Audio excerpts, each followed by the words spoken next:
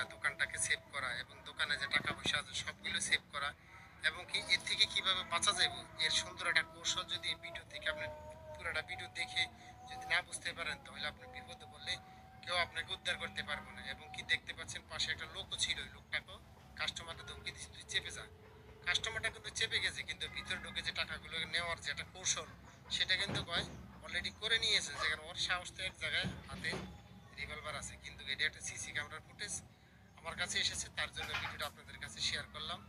অবশ্যই এর থেকে আপনি বাঁচতে হলে এই দোকানদার আমাদের এবং কৌশল করবেন। কিন্তু টাকা চাইছে, অবশ্য টাকাগুলোও দিয়ে দিছে, এর জন্য কোনো আটকায় না, কোনো কিছু করে নাই। টাকাগুলো নিয়ে যাবে, হ্যাঁ নিয়ে যায়। এবং দোকানে যে কর্মচারী আছে ওরা চুপ করে দাঁড়িয়ে রয়েছে এবং যা করার ম্যানেজারে করতেছে যে আমি এর থেকে কীভাবে বাঁচতে পারবো, নিজেকে বাঁচার জন্য, সেভ করার জন্য উনি এই সেম ঘটনাটা, পুরাটা ঘটনা কীভাবে ঘটে, যদি পুরাটা ভিডিও আপনি না দেখেন আসলে কখনো বুঝতে পারবেন না। বুঝার কোনো উপায় থাকে না যে মানুষ যখন এরকম বিপদে পড়ে যায় এরকম তখন কী করে, সেটা আরও কোনো ভাষা অপেক্ষা রাখে না। এবং কি ওই লোকটা ভিতরে ঢুকলে আস্তে আস্তে আস্তে ঢুকানোর পরে টাকাগুলো ব্যাগে ঢুকাচ্ছে, ঢুকানোর পরবর্তীতে যে কাজটা করতেছে সেটা আপনি ভালো করে দেখতে থাকবেন। ভিডিওটা যদি একটু লম্বা, অবশ্যই ভিডিওটা ভালো করে দেখেন।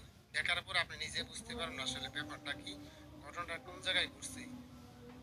এবং কি যে ব্যাগ দিয়ে টাকাগুলো কিন্তু ঢুকাইতেছে এবং উপরে ডরে নিচে ডরে সবগুলো টাকায় ঢুকাই ফেলাইছে।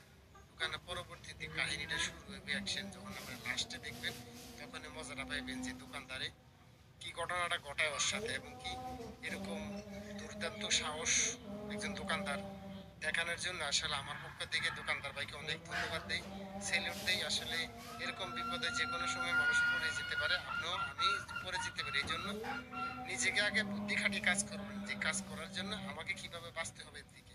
মানুষ লোকজন ডাক দিলে তারা পরে আসবে, কিন্তু যদি একটা ঘটনা ঘটে যায় তার জন্য কে দায়ী?